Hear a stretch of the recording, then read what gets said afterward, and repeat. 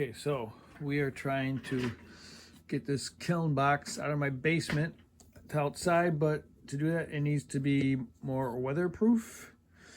So we're building some quarter scale models to see how this could work before we actually start buying lots of wood and cutting it and making a mess. So a quick survey of what my thought process is so far. So here is going to be, this is a 3 foot by 6 foot. That's 2 foot by 8 foot. But I want a 6 foot long, 2 foot wide box. So the shell on the outside has to be a little bit bigger. And then these are some rails. This is going to be like 1/4 inch plywood. There'll be some styrofoam underneath. These, oh, we don't need those, well, I guess we do. These are kind of like alignment pins. These are like, they're 2 foot long, 2 foot, 1 foot, 2 foot, 2 foot long, and they get connected here, and it helps to align things and puts the end cap on. So let's see what happens next. Okay, so it looks like we would have a wall that has pegs that go down, and then would get attached here to hold that in place. And let's have a look at what this wall looks like. So this, I thought, would be like a 2 by 4, but thin ways. It would have insulation in between. It'll be 2 foot on center studs, narrow. It has insulation in between there. On the outside, we would do some Tyvek and some siding that would keep the air from infiltrating, and it will give us rain protection, and the foam will give us first layer insulation, and the siding should make that side pretty weather resistant. Okay, so then this would be our other side, and from this side you can see this is going to be like 2.5 foot, and this is like 3 foot, something like that, so that there's going to be a slope for rain, and it has to handle snow load as well as wind. Okay, and then that's where these come in. These are alignment pieces to align other sections, but also put an end cap on. So this is an end wall, which would come here and get pinned, and then there would be some type of, I'm not exactly sure what yet, but there'll be some type of connection system that will secure this, and that's going to do for now. And this is an exterior wall too. This will have insulation inside and siding on the outside for weather resistance. That's going to be about 3 foot by 3 foot. And then let's find our other, and the same thing on this end. There'll be an exterior wall with siding on one side that will complete the box.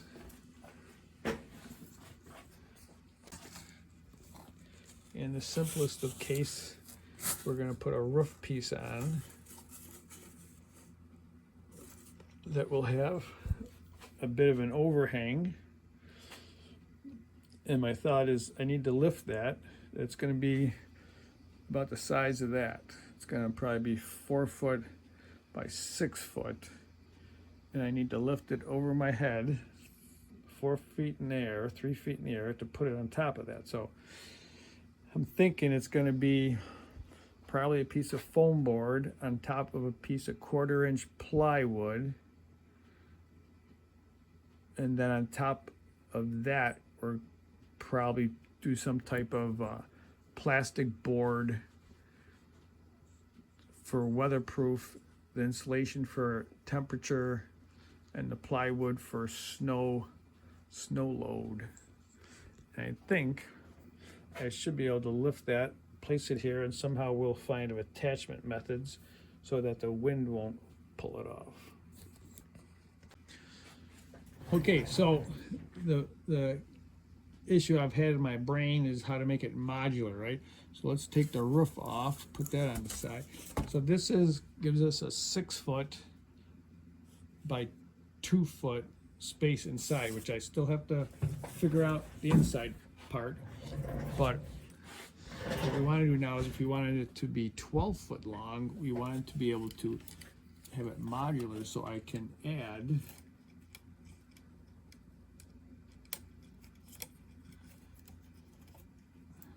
so I'll pull off this end wall.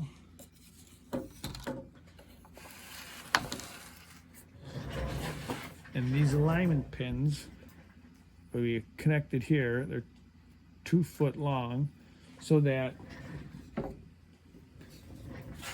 when we get an identical platform to that, we use these. Oh, I see. This one's not going to line up because I made it a little bit different. Right. Hang on. It would, in a beautiful universe, line up perfectly, and those alignment pins will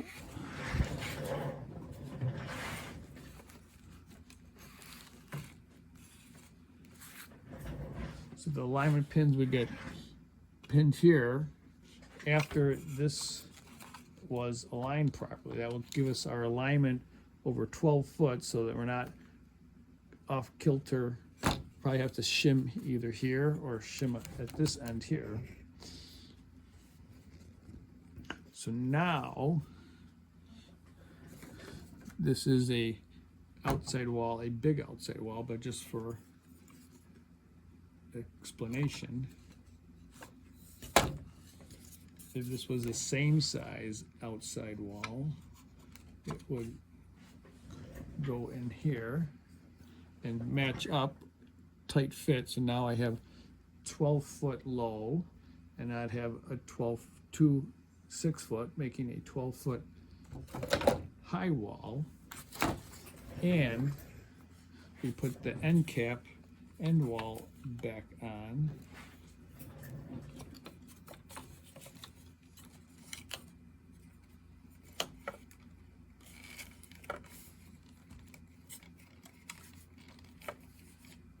Okay, so now I have a 12 foot, which is a double 6 foot length, and it's still 2 foot wide. This is actually 3 foot, but the inside usable area will be 2 foot.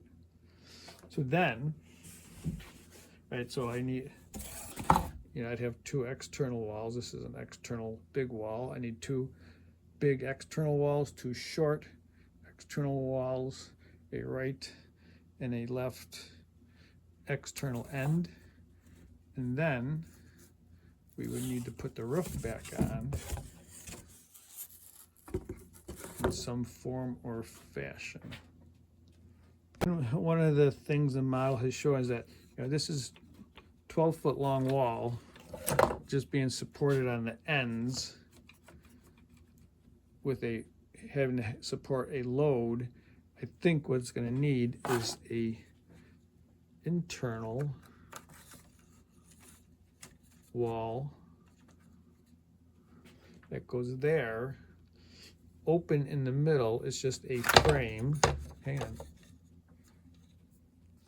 So this is a solid wall, but this is just a frame. It's open in the middle, but this will give it the stability. This is stable going this way, but rotating this way, I think it needs this interior wall as well as the 2 end walls, because that is a 12 foot length, and it's got to handle snow and wind. And the way the flooring is, I think this plywood is going to go right up to the edge, so that there won't be any open seams by joining 2 pieces, taking an end wall out. That's why I put the end wall on the outside instead of on the inside, because it would be like inside, and then we have problems. All right, so now I'm not sure about the roof, but here's one roof piece. And I'd have a separate roof piece. And the question is, like, where's that other piece of cardboard I had? Okay, so I'm not sure about the roof, right? So here's the roof section. Do we make it so that the roof pieces overlap? Is that suitable? Or do they butt? And then somehow I have to put something on top that's like 3 foot long to keep the water from going in between. How to make that a more water resistant joint from pouring rain. I am not sure of that yet. But that's where I'm at with the roof sections. Again, this would be a short wall, same height as that.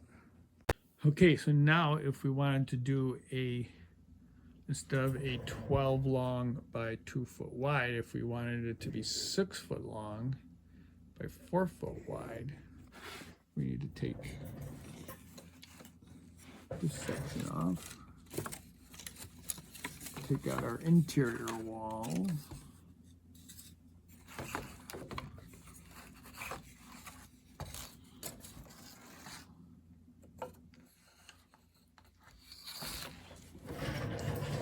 and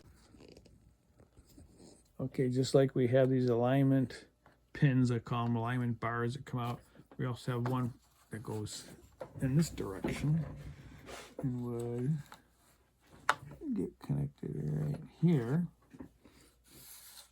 allowing this identical platform, although it's not identical, but to go here. And you can kind of see that the alignment pin is going to tell us that we're going to probably have to prop this side up a little bit in order for it to be proper alignment. That's what alignment pins will help us do. It'll keep it together from separating, and it'll tell us X and Y alignment. Okay, so we have an exterior wall over there. Let's open up to here a bit. So that's our low exterior wall.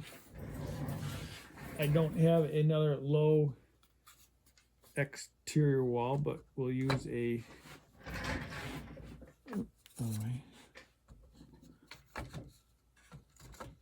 we'll pretend that this is a low exterior wall. And in the middle, like before, we will put in just a frame, because we'll need the structure that will be completely open. And then we will put an exterior wall here.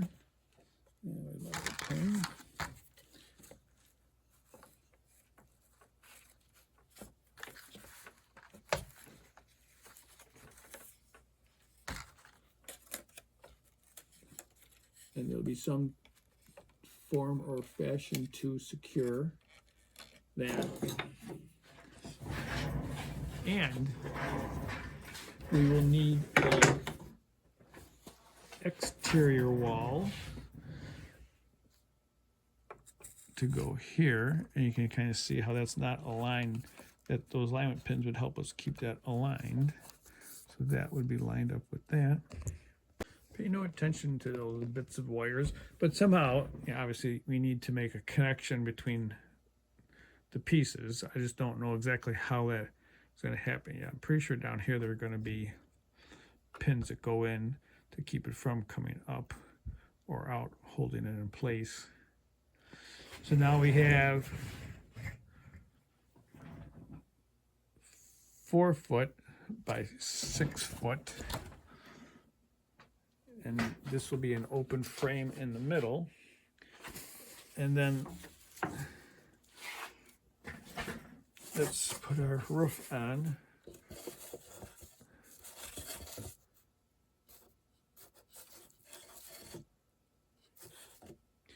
So the length will be okay because we're going to have some overhang. But now the question is, we're going to have a seam at the top, like at most houses, like when you have a regular pitched roof. You know, you have that. Let's see if it'll sit there. And then you usually use some like a ridge cap.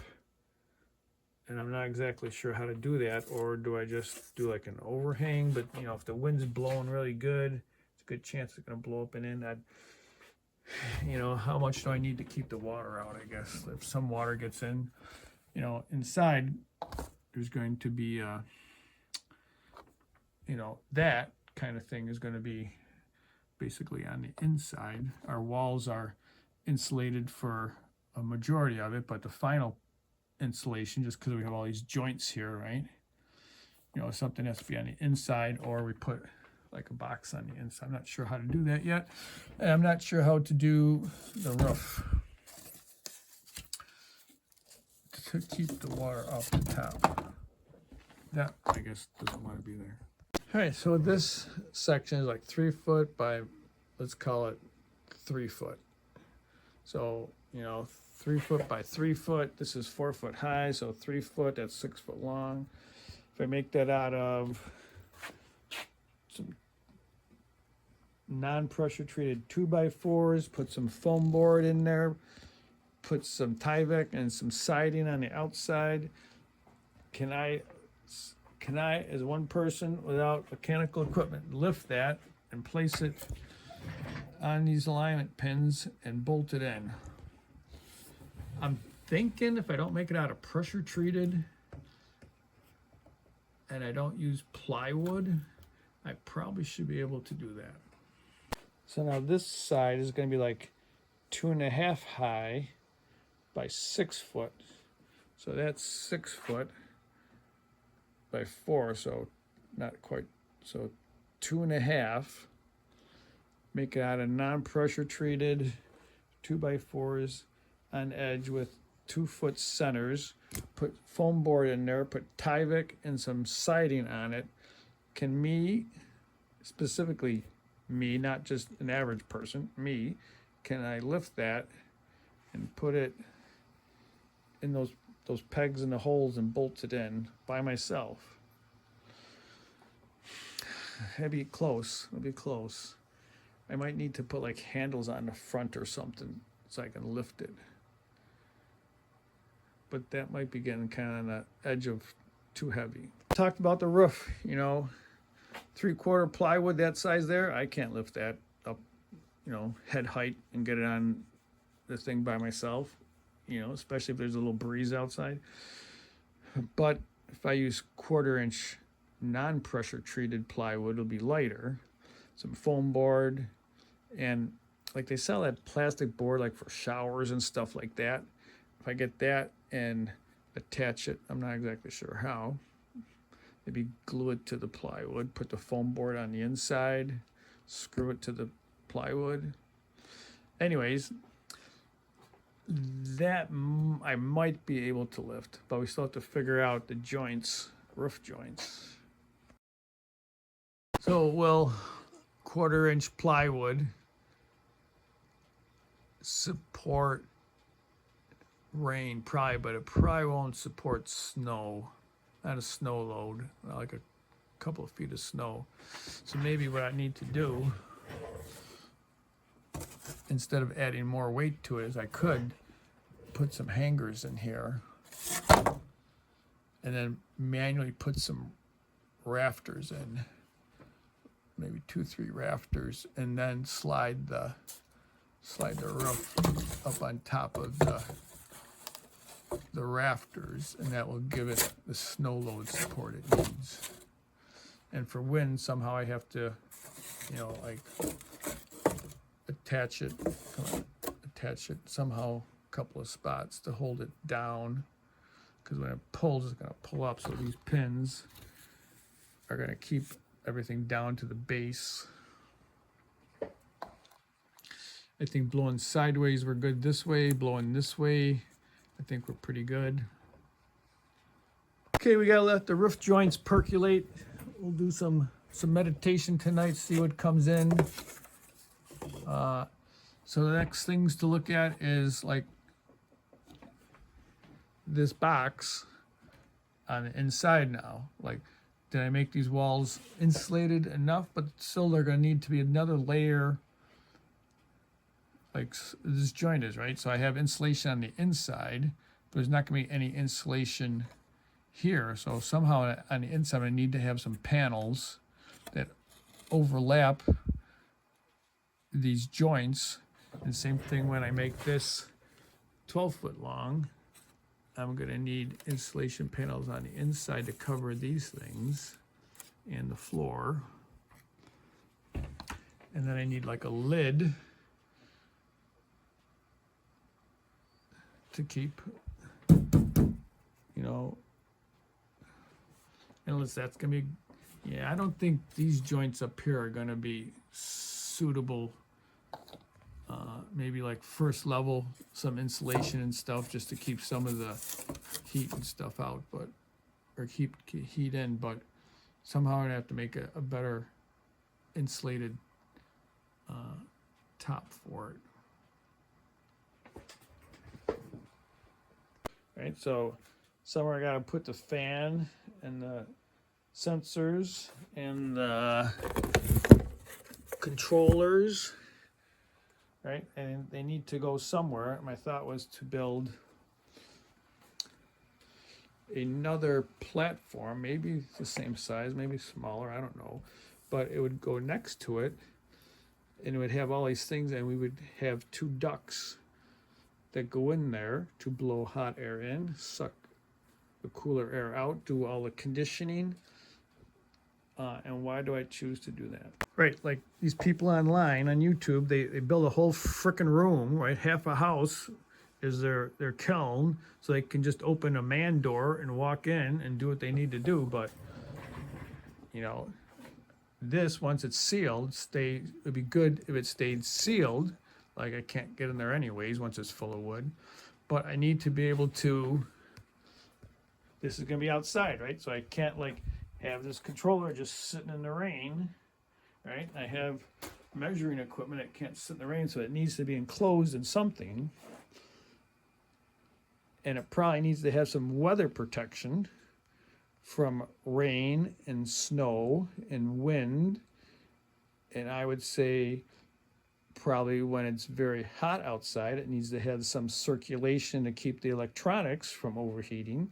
And in the very cold, it might need to have a little bit of additional heat, although that heater, whatever the heater is, probably will take care of that. But we don't want to be having equipment freeze either. Okay, so the ponderings about my power control unit. So here's my heater. So that's 6 foot. So it blows down, right? You have your baffling, so it blows down and it goes through, and then it comes back, returns down here. So that's my pressure side, high pressure side, low pressure side. So that's 6 foot, and it works pretty good. But if it was 12 foot, would that really be suitable for that long length? Is that the best way, or is it better to come in from this side? In this configuration, you know, I could blow hot air in through this side,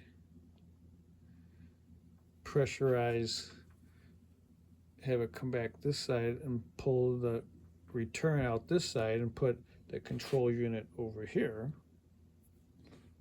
All right, so, you know, 12 foot long, if we blow air in through the end wall on this side and return it on this side, it's a pretty long circuit. If I go on this side and blow air in both directions, I'd have to return the air out the bottoms, but I'd have to do it, you know, it'd have to be somewhere along the floor. I don't think I could get anything under the floor and pop back up. I don't know. So anyways, that's my thought, because then that decides how I configure my controls and my blower.